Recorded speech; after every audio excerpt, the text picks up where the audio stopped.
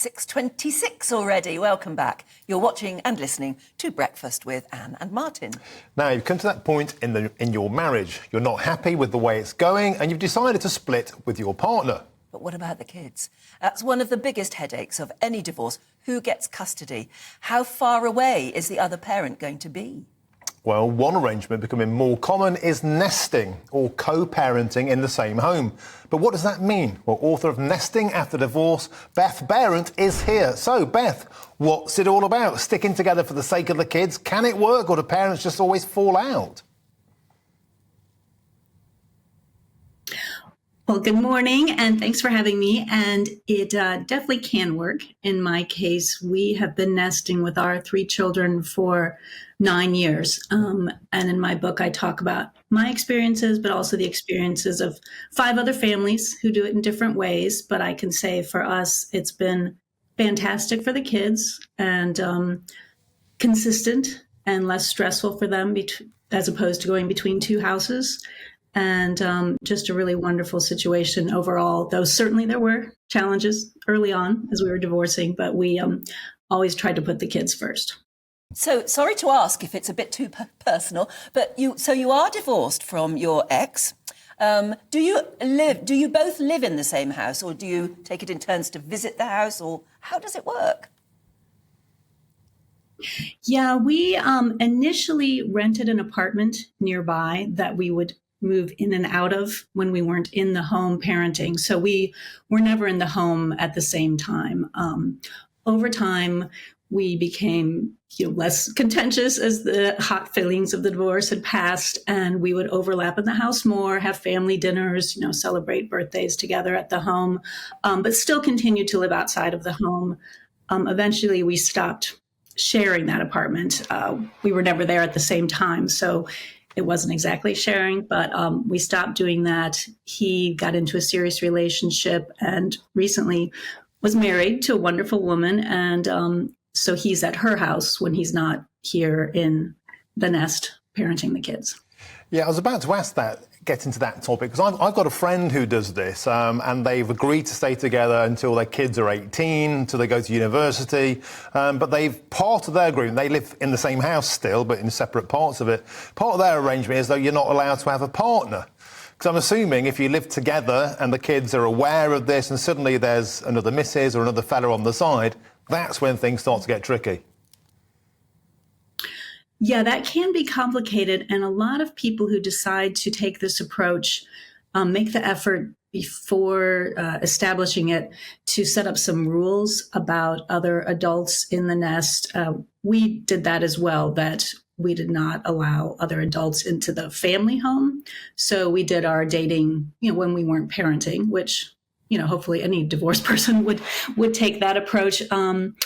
And then we also had agreed that if we wanted to introduce the children to a new partner, we would talk to the other parent first and clear it with them. And so that set up some stages, to gradually introduce other people to the kids. And it kind of forced us to be very conscious about who we were dating and were we really ready to introduce them to the children and comfortable introducing them to the other parent too, of course. If I were one of the children, I would want to say to both my parents, look, if you can have this reasonable arrangement, if you can get on with each other enough to come to this arrangement, and if you still love us, why don't you just stay married? What the heck's wrong with both of you? How do you explain it to children? Well, that's a good point, although I think most children who've been living with their parents before divorce probably have not really enjoyed most of the interactions that their parents have been having. At least in most of the people I know, certainly our case, we felt that the problems in our marriage were impacting our abilities to parent very well. And so we were very clear as well with the children that we were setting up this arrangement, but it was not in any way because Dad and I were going to get remarried or stay married, that we wanted to parent them this way.